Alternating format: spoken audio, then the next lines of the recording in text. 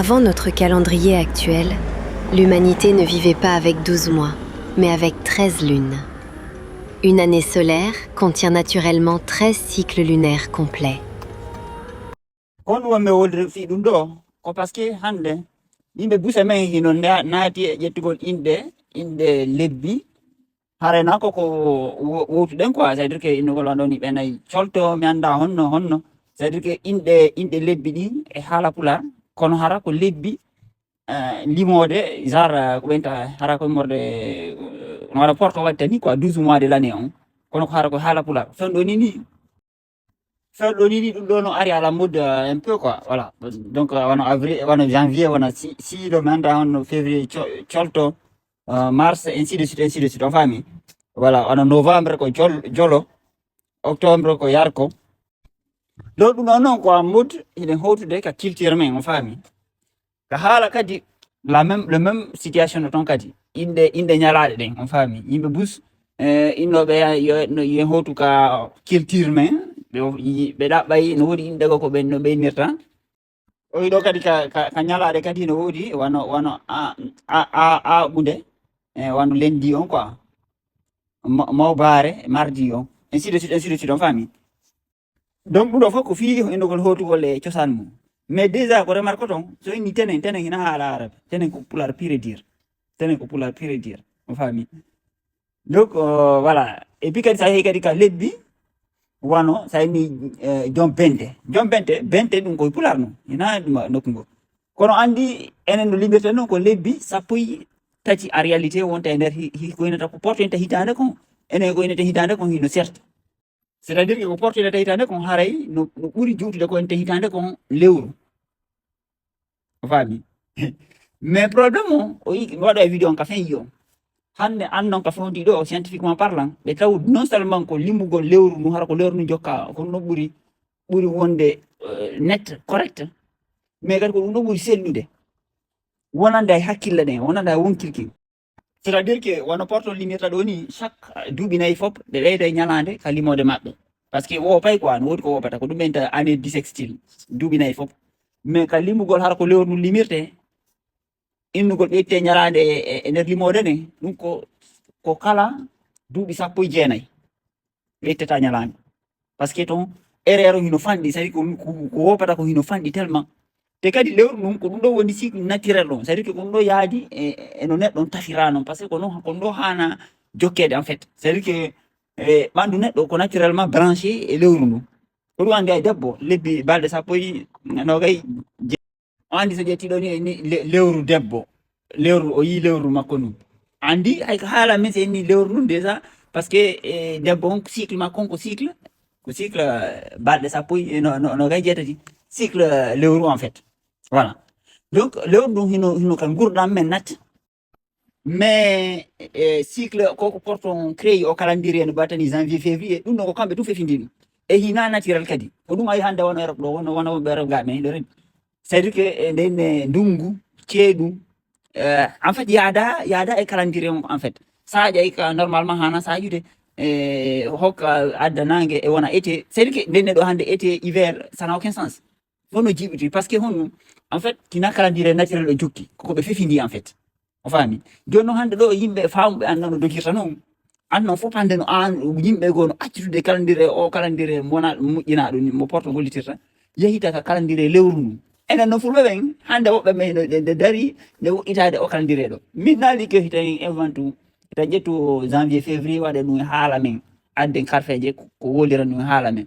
mais ce qui serait mieux koye valorise ko jogiɗen kon ko lontiɗe mama men ɓen ko hina harɓe feeta koy harɓe feeta few et puis hay ko ƴetti kan ñalaɗe ɗen andi ñalaɗe ɗen no limirton ni no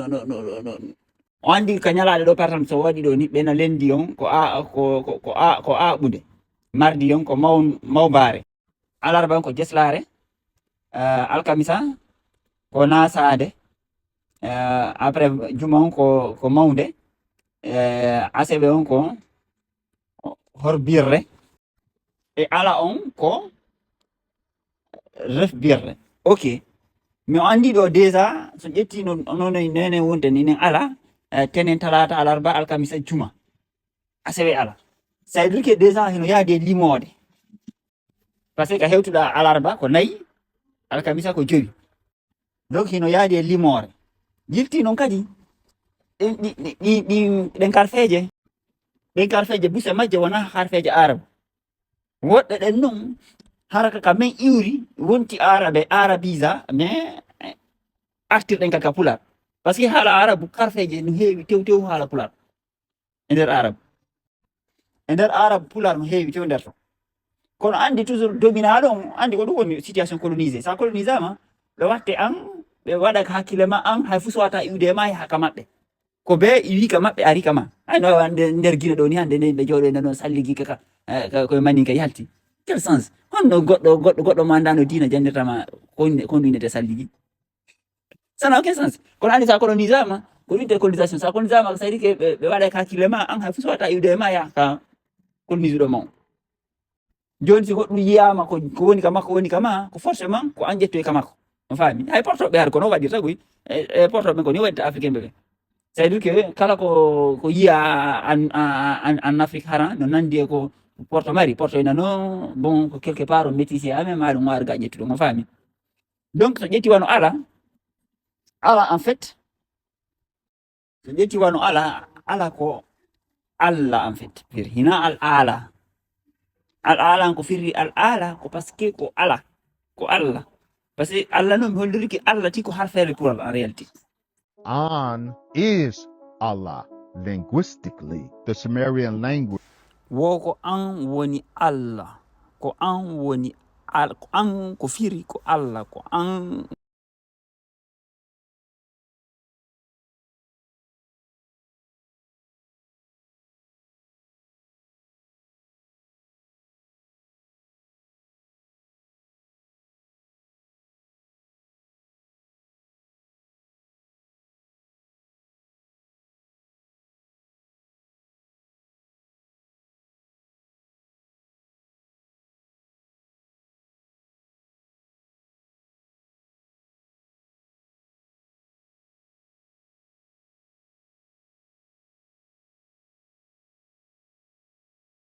tenen ko laaredi nun inte ko dinte paate ɓe porto windira ni parce que kamɓe waɗi maseɗen porto ɓe waɗi maseɗen quoi mais ɓe waɗi no ɓe faalirano enen ka noon se waɗi no faalirano ɗum ɗo ko paate en fait voilà joni noon har noon dinno nodde kadi tenen mais ko ndiɗo woni fii moƴƴingol ɓalli ɗin mahugol ɓalli ɗin en fait